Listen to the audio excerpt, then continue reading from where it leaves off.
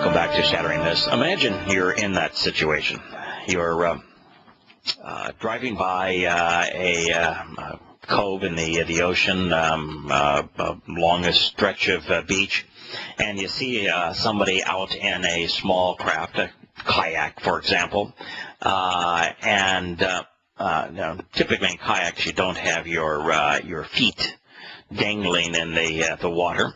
Typically your feet are in the kayak and you're using your paddle. But okay, we had a kayaker that decided he was going to dangle his feet. Now, you see him and he's waving to you.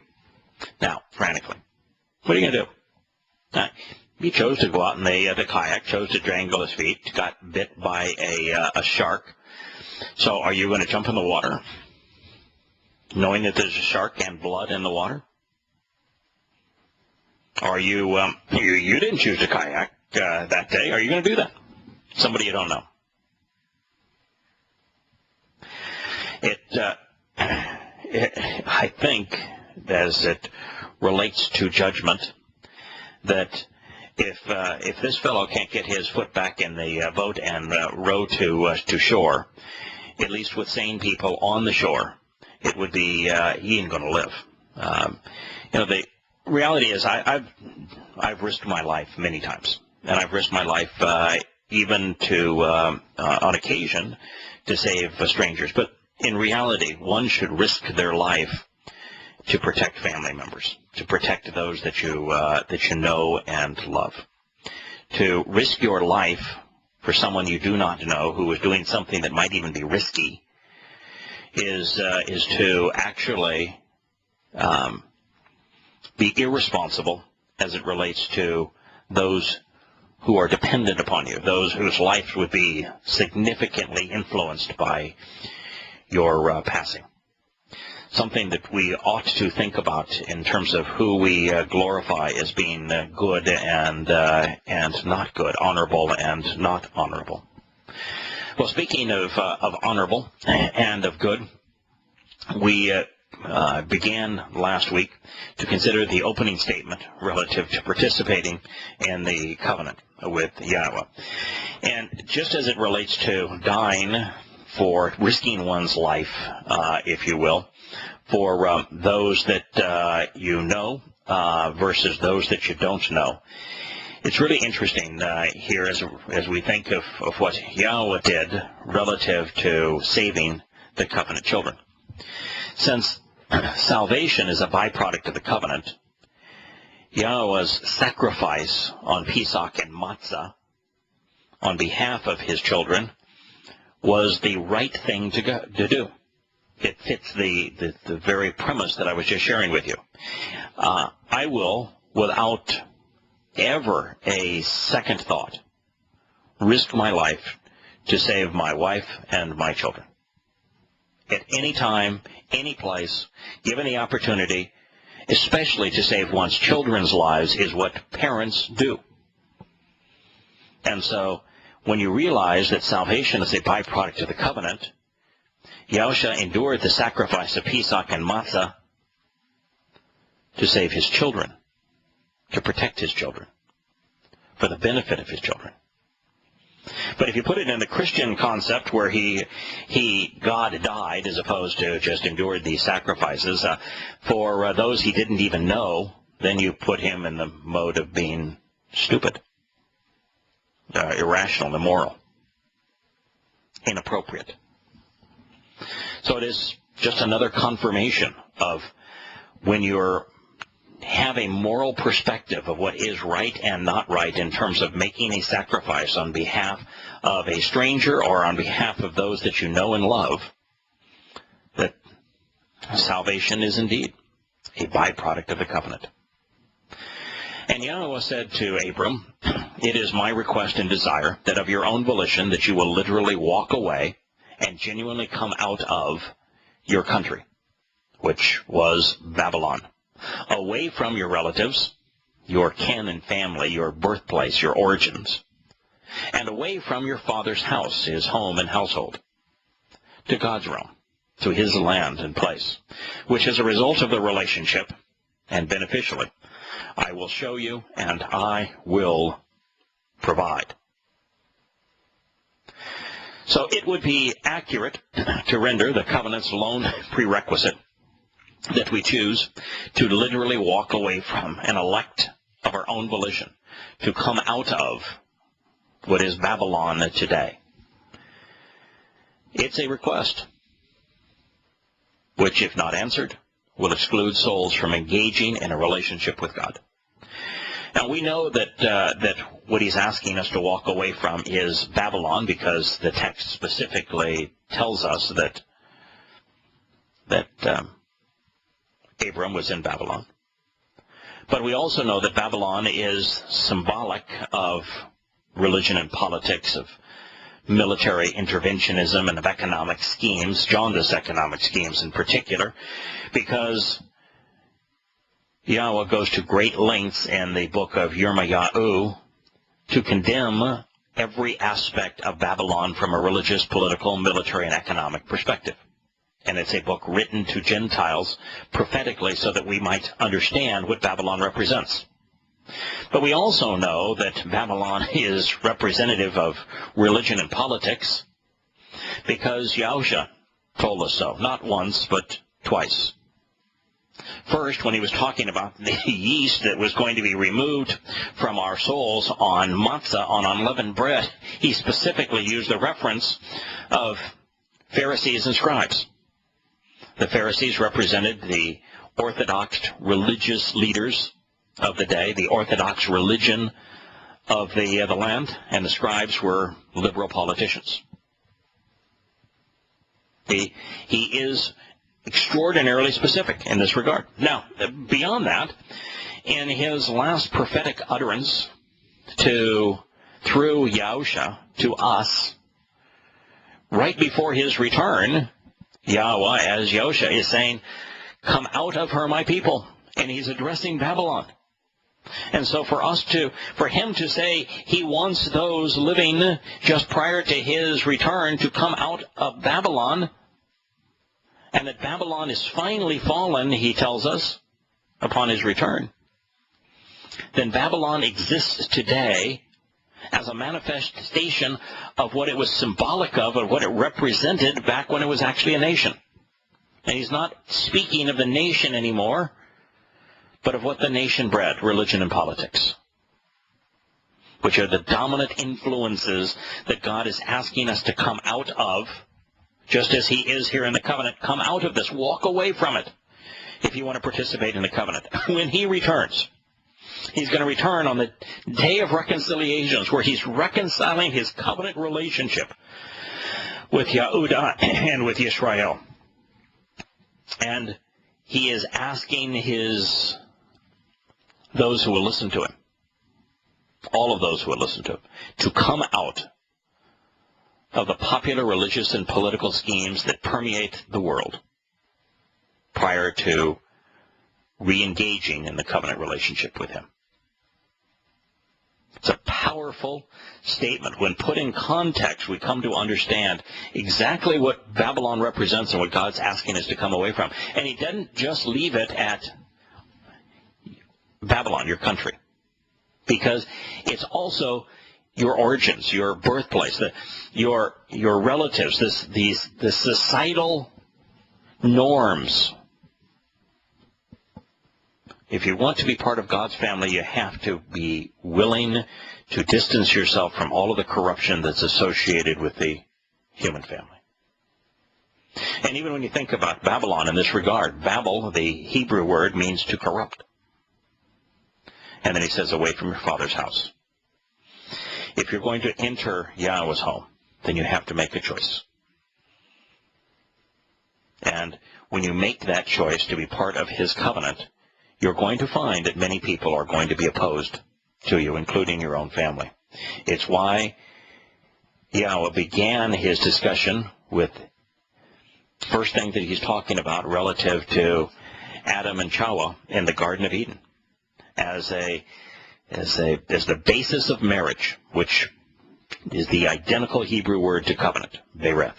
As the basis of marriage, a man must leave his father and mother, as must a woman, to be one together in marriage, in the covenant. is reinforcing this theme. You can't have a foot in politics and religion and the human mindset and another in heaven. You're one place or the other. If you're going to be religious, you're excluded. If you're going to be political, you're excluded. If you're going to be militaristic, you're excluded. Now, before if you are religious, if you're political, if you're honor our troops kind of militaristic, before you give up hope,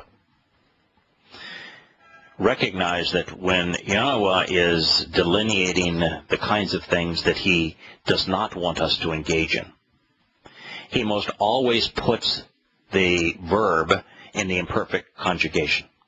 Now, this is essential for our understanding. For example, every one of the 7 instructions that are emphasized in on the second tablet of stone, they were written in the imperfect. And what that means is that God is saying, I understand as it relates to adultery that you're going to screw up. And I'm telling you here that one screw up isn't the end all of everything. I understand that you're going to kill, but once isn't over for you. I understand that you're going to deceive. I understand that you're going to covet. I understand that you're going to steal. But the issue here is I don't want you to make a practice of adultery. I don't want you to make a practice of lying. I don't want you to make a habit of stealing. I don't want you to be in a position where killing becomes something you do on a regular basis. And so he used the imperfect. And it is true here that when we recognize that the instructions are presented in the imperfect, if you were once religious, I was once religious, I was once political, I was once pro-military, that once you cease being religious, once you cease being pro-military, once you cease being political, then you are no longer considered affected by that behavior. Because it wasn't written in the perfect where one event would have sealed our fate, but instead in the imperfect. Let's just not make an ongoing commitment to these things. Let's walk away from them, and then all will be good with God.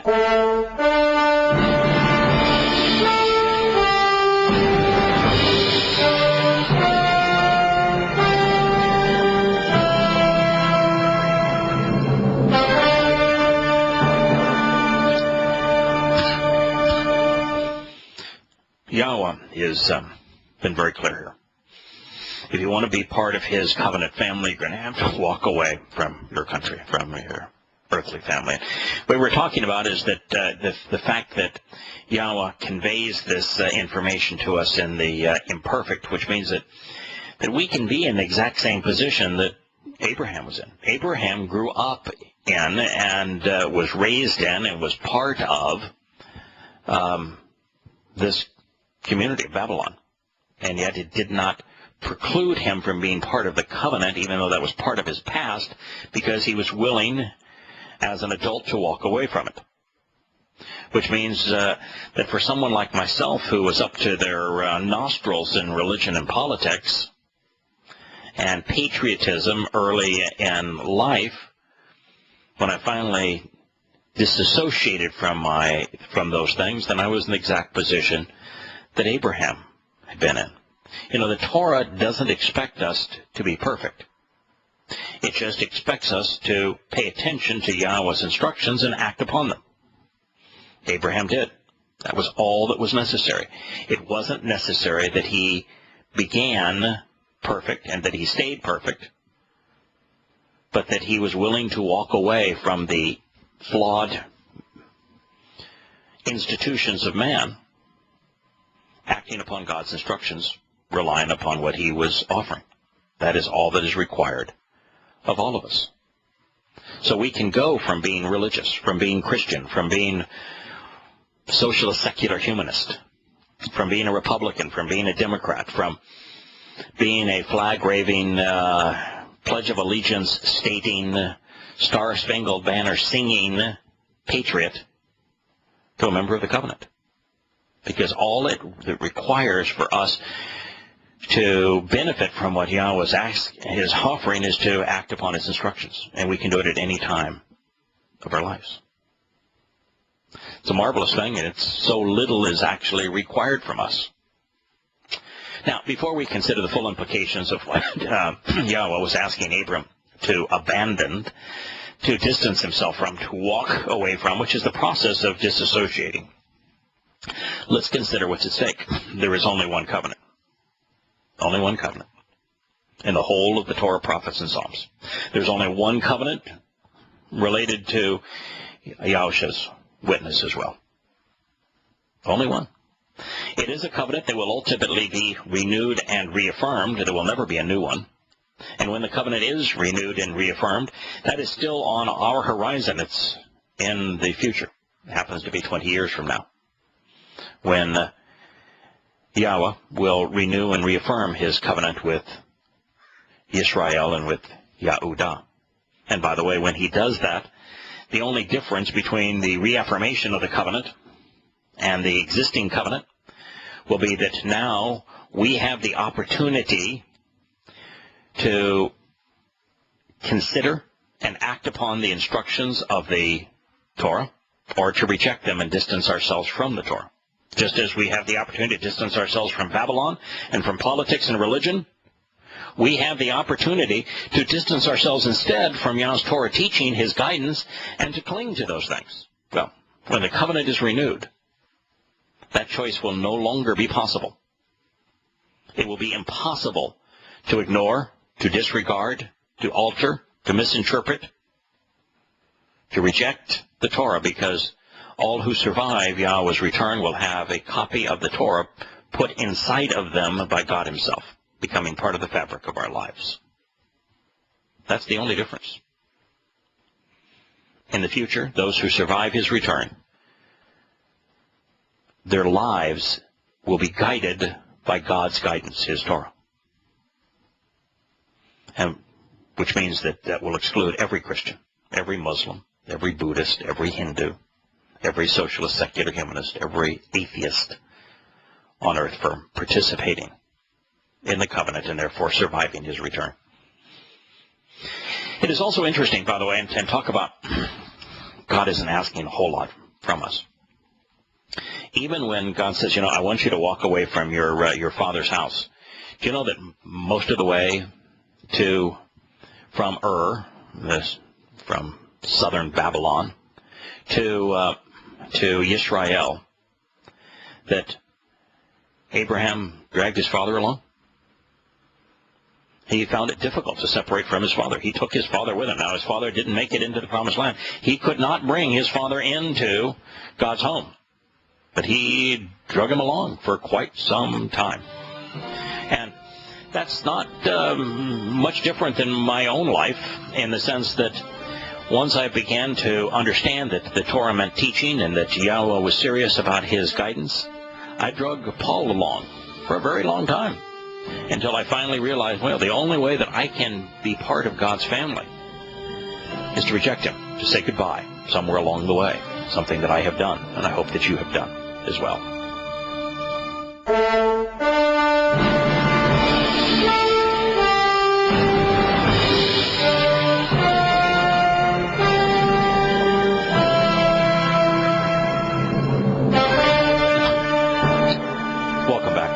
Shattering Myths. One of the things that this walking away from Babylon does is it affirms something that Yahushua said, which was that the path to death and destruction is broad, it's popular, and that the path to life, to his father's home, is narrow, and very few people find it, which means that it is impossible for the world's most popular religion, or any popular religion, or any popular political scheme, to be the path to life, and the other path, according to Yahushua, leads to death and destruction.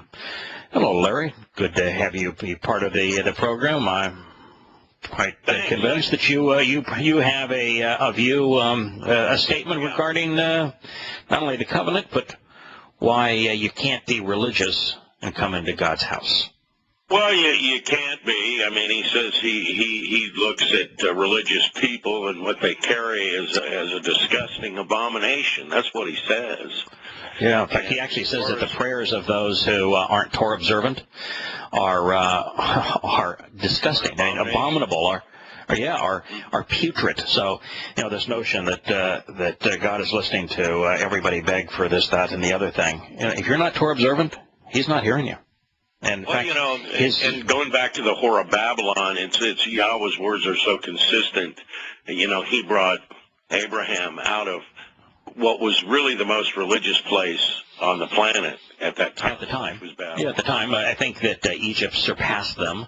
But at the time, Babylon was the most religious place on the planet. Of Yisrael out of Egypt, too, for the same reason. But if we look at Revelations 18:4, Yahweh penned, and that's the only thing that could be considered scripture in any sense, as in the form of dictated, would be Revelation.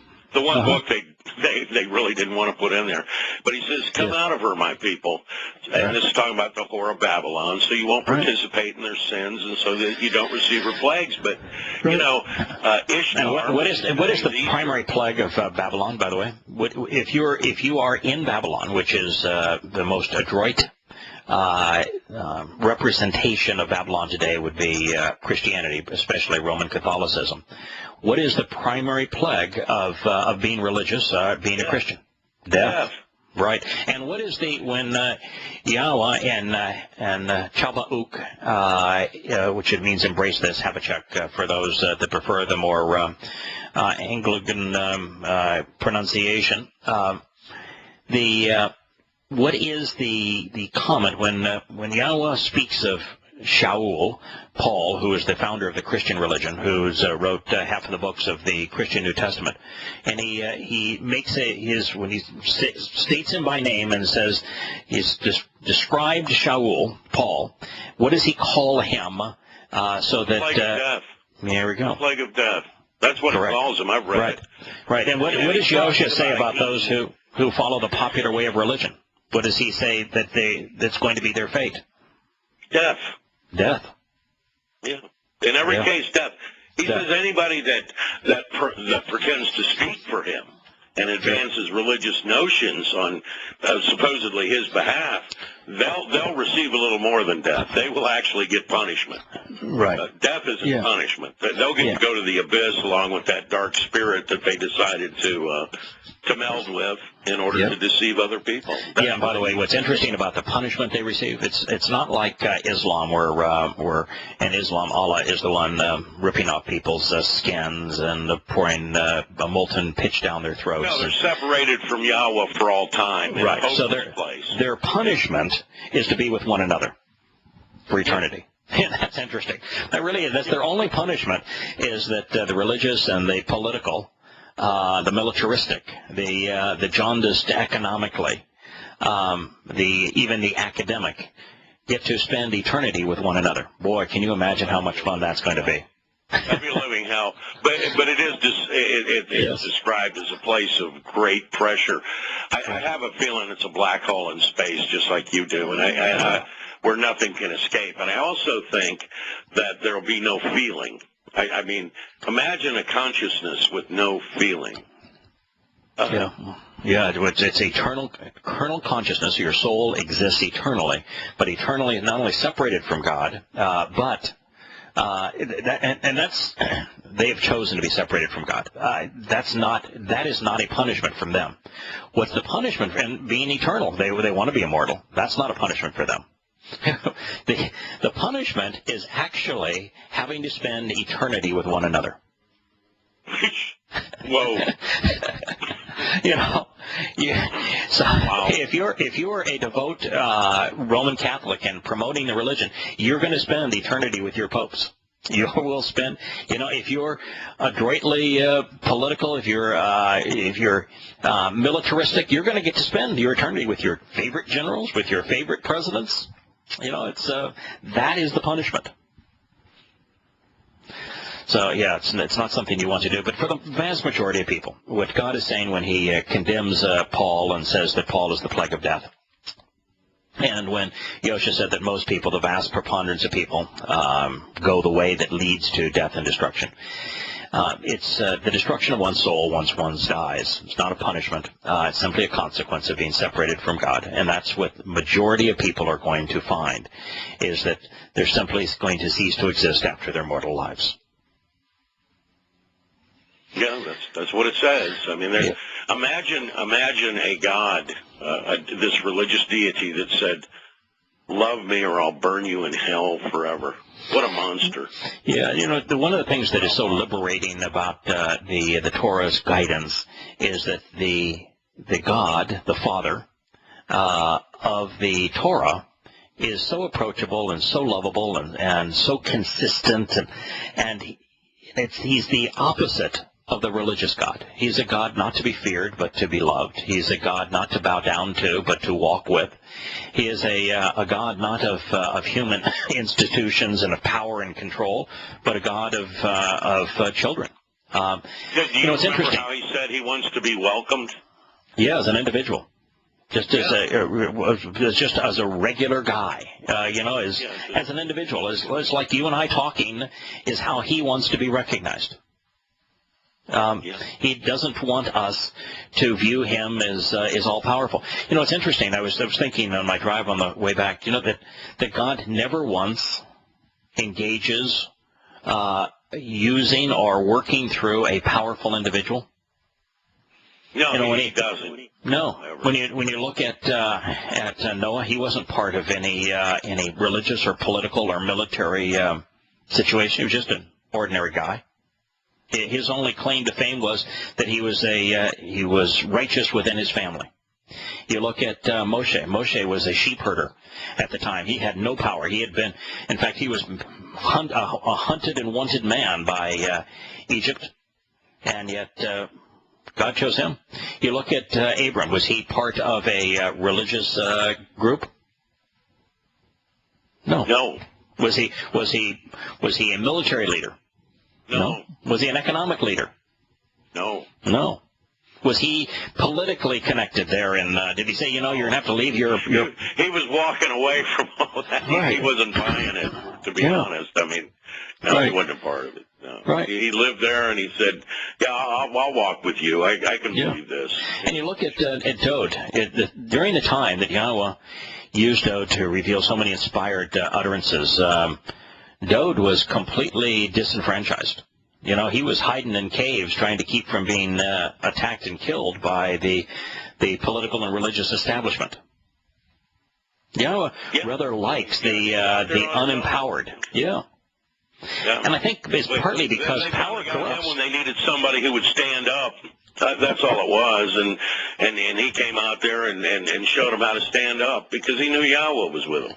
And that was it. Yes. He went out there and killed Goliath, and after that, wow, you're a great man, the sheep herder, Yeah. So. Yeah, exactly. So it is Yah's nature to want to form an affinity with those who are not empowered, and part of that is because.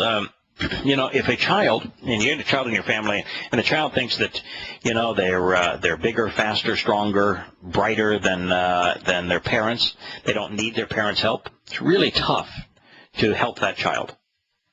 But if you have a child that says, I appreciate what you're doing for me, Dad or Mom, and this is something that I need and that I want and that I'm benefiting from, that kind of receptive attitude, really easy to help and enrich and empower and educate and enlighten that kind of child.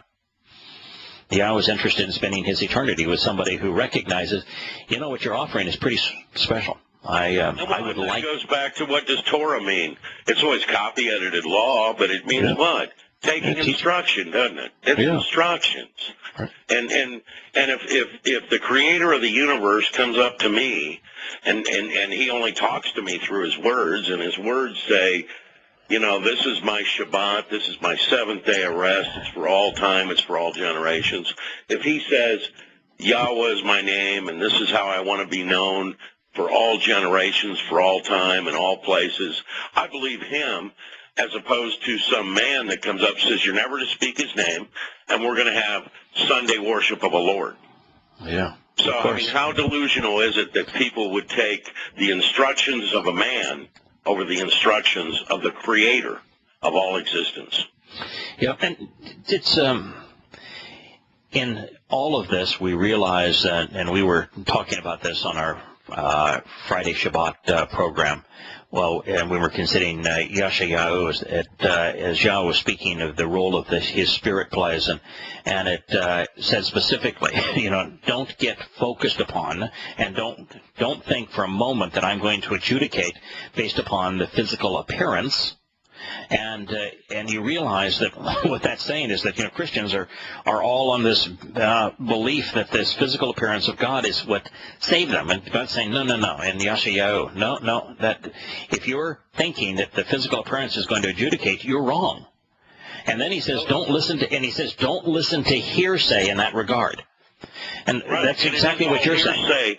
It's all hearsay right after you get out of the Tanakh. You're into hearsay. That is correct. The only thing that could be considered Scripture in all of a Christian New Testament is Revelation, and a lot of that's been, reworded. And, right.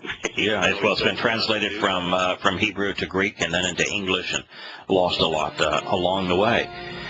But what God is saying here is that He Himself communicated to Abram, and He invited Abram to come out of Babylon. Does God also communicate with you and I? Yes. If we want that same call, all we have to do is read His Torah, and He will speak to you and to me just as He spoke to Abram 4,000 years ago.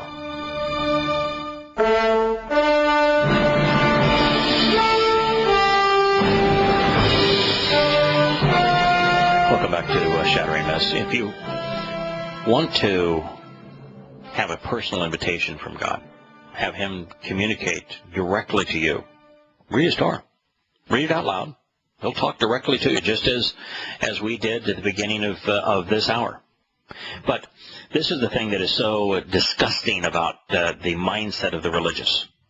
They believe, because Paul wrote it, that they should pray without ceasing, and they pray in all sorts of public facilities, and they're asking their God to provide this, that, and the other thing. And yet, none of them have ever listened to God. Why would you think that the Creator God of the universe, who revealed His instruction, His guidance through His Torah, would want to hear a blathering idiot who has no interest whatsoever in listening to what he had to say, but have that blathering fool make all sorts of requests of him? Well, that's a beautiful way to put it, too. It really is. Let me ask you, do you know of any religion that doesn't bow? No, they all bow. It's funny, because if they'd listened to him, in words, Dabarim, yes, erupted to Deuteronomy today. Indeed, when you come into the land associated with Yahowah, your Elohim, given to you, you shall not accept, teach, imitate, or perform any of the disgusting religious ways of the Gentile nations. Yeah, and of course Christianity is based almost entirely on that. Islam is based entirely on it. Even Rabbinic Judaism. Yeah, it's the Babylonian Talmud that is central to the religion, and the Mishnah as well. Both were written under the auspices of religious clerics. Religious clerics in Babylon. So that's right. You ought to be extraordinarily careful and think your way through the process. Yahowah introduced Himself to us. Told us who He is, what He wants, what He's like, what He's offering, and provided guidance that we can follow, so to engage in a relationship with Him and thereby be saved by Him in His Torah. If you reject the Torah, if you ignore the Torah, if you disregard the Torah because you think that it doesn't apply to you, then you need to understand that God will absolutely, unequivocally, and without any question reject you. In the Torah, when Yahowah told Sarah and Abraham, well, he told Abraham and Sarah was standing there, that they were going to have a kid together, what happened? Mm-hmm. What happened? Well, you remember? the first thing that Abram and Sarah did is they laughed at God, and they came up with their own scheme where they were going they laughed at him. Yes, correct. They laughed at him. Right. They weren't down there worshiping. I do believe that Abraham fell on his face, laughing and muttering. Yeah, you know, and God immediately told him to stand up. Now, what's interesting about this is that, first of all, God laughed along with him. He said, "Okay, name the kid Laughter." But think about Abram, for example, and Sarah. The miracle that God was going to provide was going to be to conceive and raise a child, because conceiving and raising children is the basis of the covenant. And Abram and Sarah, the father and mother on earth of the covenant. Would it be possible for God to pick a less likely duo than a 90-year-old woman and a 100-year-old man? No. Hollywood movies don't depict that kind of thing. Right. No, absolutely. That is the reality, and that is what God does everywhere. If God were to say, "This is how I want you to observe the Torah," so that Torah observance was communicated as examining, understanding, and acting upon what you learn. Who is the least likely person that God would choose if observing the Torah meant to obey the Torah? Could you come up with a person who's depicted as being a rascal? No, David. Right? Yeah. And so what God picked... He understood the Torah. He didn't walk some kind of rigid religious walk at all. At all. In fact, this notion that Paul writes, if you violate any aspect of the Torah, you violated the entire thing, and therefore the Torah can't save. Well, why does Yahowah call David righteous, when in fact he violated virtually every aspect of the Torah? What God is saying when he chooses these people, who are the least likely to be the ideal fit, is he's saying, that's the point I'm trying to make. If you rely on me, if you follow my guidance, if you pay attention to what I've said, then you're going to be my kid, and I'm going to empower you, I'm going to save you, I'm going to enrich you, I'm going to love you, I'm going to lift you up. Everything will be great. That's my job, to take care of you as my child. God is not asking us to be perfect. He's not expecting us to be perfect. He simply asked Abram to walk away from the imperfections of man.